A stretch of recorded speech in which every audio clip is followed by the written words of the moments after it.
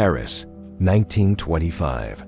Inside the marble halls of the Hotel de Crillon, a man in a tailored suit signs his name to a lie that will fool the wealthiest scrap dealers in France. He has no title, no authority, no claim to anything he is about to sell. But in 6 days, he will convince 6 men that the Eiffel Tower, the crown of Paris, is being torn down and sold to the highest bidder. His name is Victor Lustig, and this is the story of the man who sold the Eiffel Tower twice. Rewind 3 weeks. The Eiffel Tower stands over Paris, but not as the icon we know today. Its iron is rusting, paint peels in sheets. The city considers it an eyesore, a leftover fairground attraction from 1889, never meant to last past 20 years. Newspapers run the same question on repeat. Is it finally time to tear it down? Lustig reads that headline in a quiet cafe, and something in him goes still. He does not see a landmark in decline. He sees an opportunity no one else is bold enough to take. By morning, he has a plan more audacious than anything in his long criminal record. And Lustig's record is long. Confidence games, counterfeit machines. A man who has swindled bankers, dukes, even Al Capone, and walked away from all of them smiling. He begins with paper, forged government letterhead, an official seal, pressed by hand until it looks aged, authentic, untouchable. He signs himself Deputy Director General of the Ministry of Posts and Telegraphs, a title that exists only in his own handwriting. Then come the invitations. 5 of Paris's most prominent scrap metal dealers receive a private confidential summons to the Hotel de Crillon. The letter says little, only that the matter concerns a government contract of extraordinary value and extraordinary discretion. Curiosity does the rest. The dealers arrive one by one, ushered into a private suite where Lustig waits, poised unreadable, every inch the government man he has invented. He does not raise his voice. He does not rush. He tells them, in the calm tone of a man delivering unfortunate but necessary news, that the Eiffel Tower has become too costly to maintain, that the government has quietly decided it must come down, sold for scrap. And because the public could never accept the demolition of their most beloved monument, the entire transaction must remain secret until after it is done.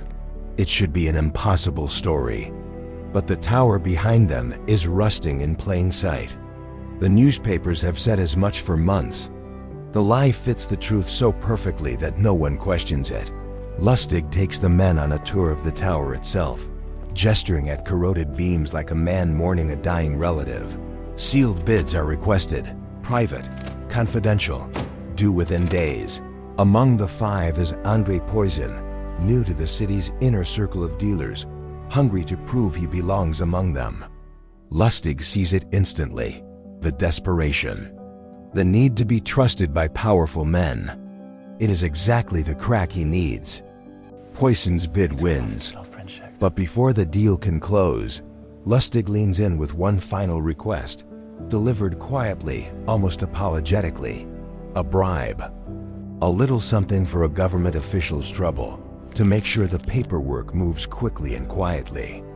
For a lesser con man, this would be the moment everything falls apart. For Lustig, it is the masterstroke. Because to Poisson, a demand for a bribe doesn't sound like a scam. It sounds exactly like the corrupt, backroom French bureaucracy he has heard about his entire life. Poisson pays.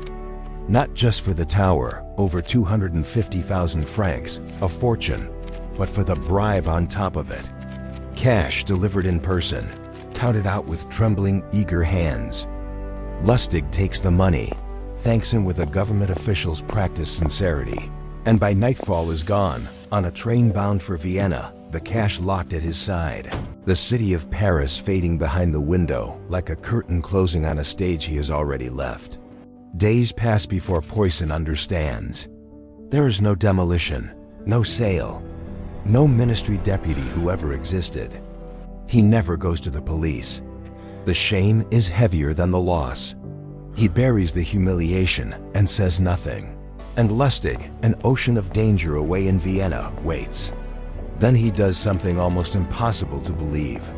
He comes back. Months later, Victor Lustig returns to Paris and runs the exact same con a second time. New letterhead, new scrap dealers.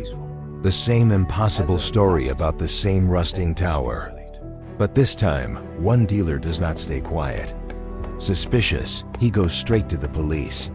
And for the first time, the trap closes the other way. Lustig senses it before the first officer arrives, some instinct honed over a decade of vanishing, acts, and slips out of Paris hours ahead of the net. He sails for America, becomes Count Victor Lustig, counterfeits currency so convincing it nearly breaks the US Treasury, and is finally caught. Sent to Alcatraz, where he dies in 1947. Quiet, almost anonymous.